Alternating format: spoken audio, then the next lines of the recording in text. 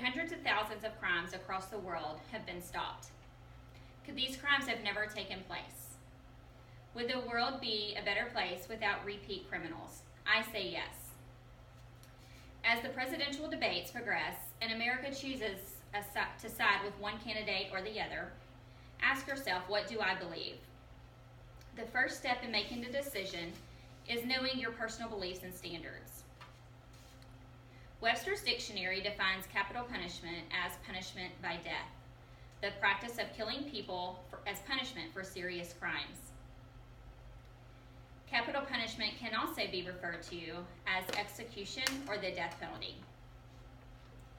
The United States has a long history of controversy concerning the death penalty. However, the U.S. allows states to create laws concerning this sentence. Texas allows capital punishment for serious crimes, specifically violent crimes of homicide, more commonly known as murder. Other crimes punishable by death include espionage, treason, and otherwise violent or terroristic threats. As the wife of a police officer, I worry each day about my husband going to work. Will a violent criminal or terrorist take his life? Will my life and the life of our children be altered because a known criminal was allowed to repeat a heinous crime in a society that lacks atonement? Today I am here to persuade you to support capital punishment in the state of Texas and the United States of America in order to deter crime and prevent the crimes that transgress from repeat offenders in today's society.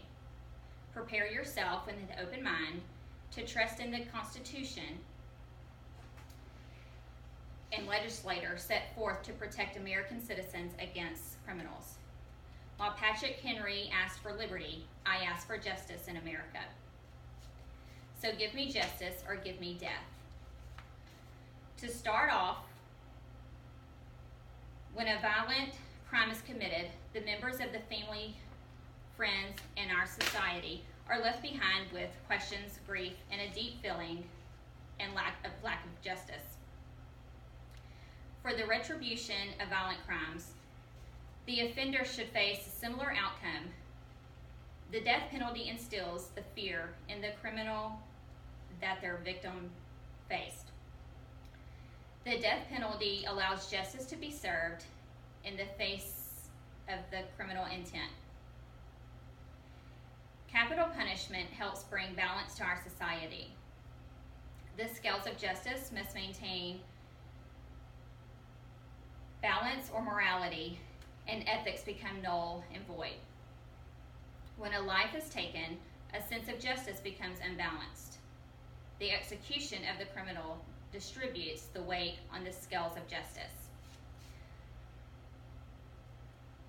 Although the victim nor the victim's family can be restored to the status which preceded the murder, at least an execution brings closure to the ordeal for the victim's family and ensures that the murderer will take no more lives.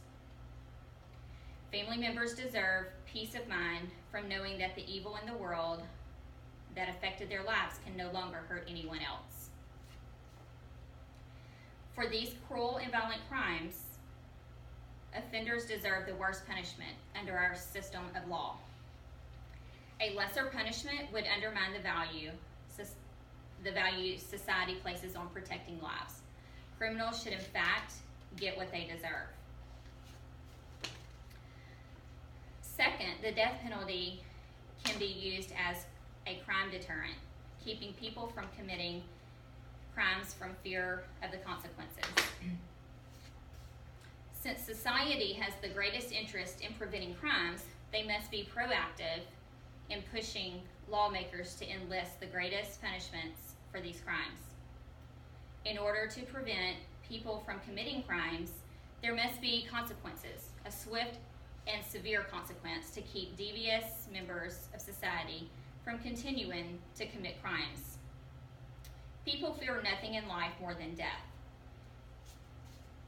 If a murder is executed, there is no chance for a repeat offense. They no longer have the opportunity to commit crimes or hurt people, therefore acting as a deterrent to crime. As a deterrent and as a form of permanent disablement, the death penalty helps to prevent future crime. Finally, as Christians living in a country founded on God and religion, and a society that screams that all lives matter, capital punishment is a necessity as a justifiable punishment based on morality. Children in society are taught a sense of ethics, the knowledge and difference between what is right and what is wrong from a very young age. Young students are punished for hitting, biting, and scratching.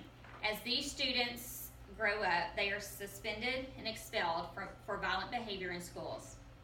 At what point does society say, enough is enough?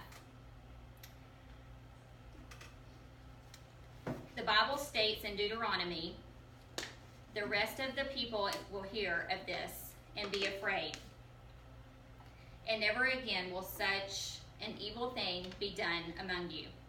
Show no pity. Life for life, eye for eye, tooth for tooth, hand for hand, foot for foot.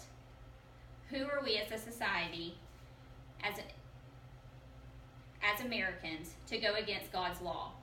Furthermore, the Bible reminds us in Matthew 5:38, you have heard that it was said, eye for eye and tooth for tooth, which means the punishment must match the injury. In today's society, there is no room for leniency. Those who commit violent and heinous crimes must atone for their sins in the form of death. Let each sinner, each criminal, be judged in death.